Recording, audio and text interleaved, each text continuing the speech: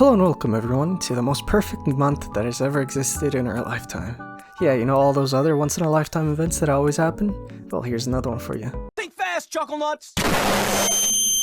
Speaking about once-in-a-lifetime events, you wanna know what's never gonna happen? Love! I'm so lonely. Sniffle, I'm so lonely. Sounds tough, being lonely. So with Valentine's Day around the corner, or by the time this is out, it's already gonna be over, I decided to make a Valentine's video, because what else am I gonna do on Valentine's Day? Now the problem is, what am I gonna make the video on? I could try and make it FNAF related, but in the spirit of trying not to become a FNAF tuber, I like how FNAF tuber gets autocorrected to Nat tuber. But anyways, what would I even do for Valentine's Day FNAF video?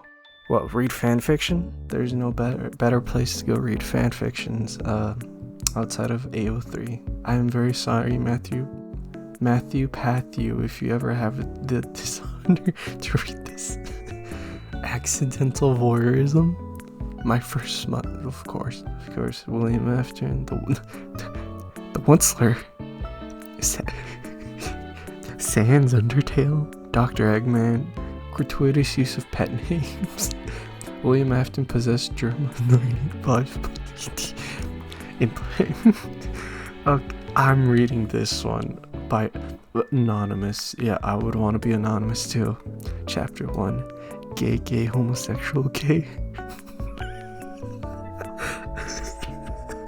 Oh my gosh. That chapter title has already got me. Notes, I just finished spending a week at the psych ward when I came home and wrote this on my school Chromebook. A summary: smile, thumbs up, flower, robot, Springtrap and MatPat are enjoying a blissful domestic life in suburbia until an unexpected surprise puts a little hop in their plans. I'm gonna need to drink some water before I start reading this. Springtrap, aka William Afton, was walking down the street cheerfully, ignoring the several cries and screamings of terror at his peculiar purple coloration. Well, it was better than the decrepit rabbit suit which he had been inhabiting for the last 40 years. I don't know FNAF lore too well, okay? Anyways, despite his genius idea to steal Germa 985's body and claim it as his own, he decided to keep some aspects of his bunny suit, such as the floppy broken bunny ears, bunny paws, and the bunny tail, which also served as a very convenient... Oh my gosh. Suddenly he heard a shrill shriek coming from one of the quaint neighborhood homes surrounding him. Now normally such a sound would bring him great pleasure and to an extent it still did. However, this was no ordinary shout. This scream belonged to none other than his beloved Matthew Patthew, affectionately known as MatPat. As soon as he heard it, old Willie rushed back inside his and MatPat's home, desperately searching through every room, calling out his name in that sensual, deep voice of his, which now also happens to be Germa's, but whatever. Springtrap caught him just as MatPat went limp, hugging him tightly in a warm embrace. Well, as warm as the literal decaying corpse can be anyways.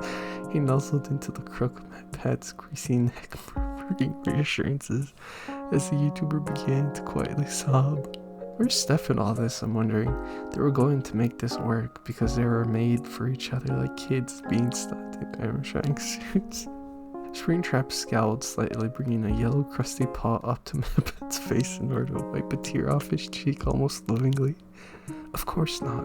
My little king. MatPat gurgled, reaching over and taking Springtrap's paw in hand, giving it a light squeeze as he sneaked reassurance.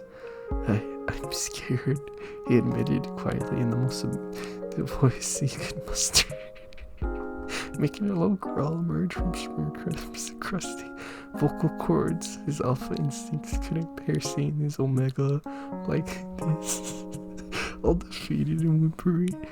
I mean, obviously he could, but not when it was causing it. How much did the... Oh, man. Am I really gonna read Springtrap X MatPat fanfiction right before I go to bed? This is not gonna do anything good for my subconscious. Oh my gosh. Okay, I'm not doing this. I'm not doing this. I really shouldn't mix love and the internet together. I forgot that was a bad idea. So anyways, let's remember the origins of where Valentine's Day came from. Pretty sure it was Saint Valentine's, right?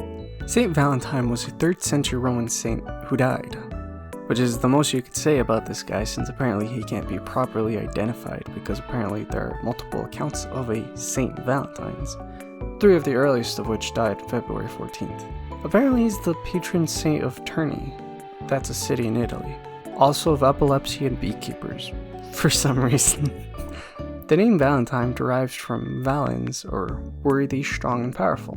Okay, so the story goes that while in Rome, Saint Valentine, or he wasn't a saint back then, I guess, was evangelizing until he got arrested because, that was a big no-no back then. And so he got sent to Claudius Gothicus, or Claudius II. They got along for a bit until Valentine tried to sway Gothicus over here to become Christian, which Claudius refused and, sentenced him to death by being beaten by clubs and, getting beheaded. Unless you left his faith, which obviously he didn't, so he got executed. Apparently Wikipedia says he got executed outside the Flaminian Gate on February 14th, 269 AD. It's also said that before his execution, Valentine wrote a note and signed it with "From your Valentine," which is said to have inspired, the stuff you write on Valentine's Day notes. So yeah, I have no idea what this video is about anymore, but apparently it's about fanfiction and the death of an unconfirmed Christian martyr who died at the hands of a goth. Good night, everybody.